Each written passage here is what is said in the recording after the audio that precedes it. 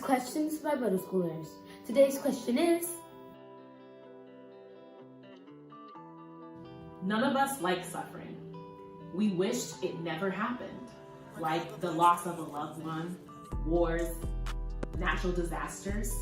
You might think, if God was real, wouldn't He stop these terrible events? the Bible teaches us that God is a perfect God. The world that we're currently living in is not the world that God originally created.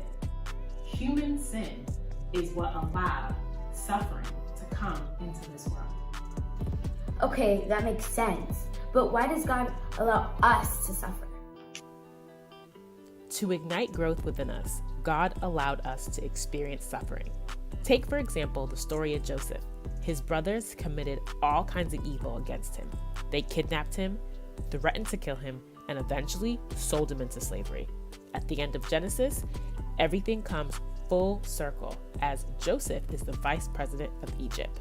Joseph understood that God had ordained all of his suffering for a good purpose, to eventually get him into a position of power where he could save many people, including the nation of Israel.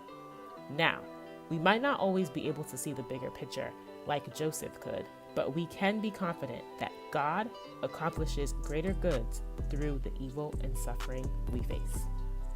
God is not detached from all the evil and suffering. He knows about it firsthand.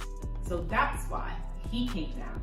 He sent His Son, Jesus Christ, to take care of our sins. He joined us in the trenches of our pain and guarantees that it will end someday. Thanks for answering that question.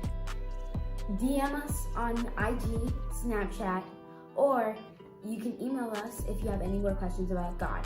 More details are in the description down below.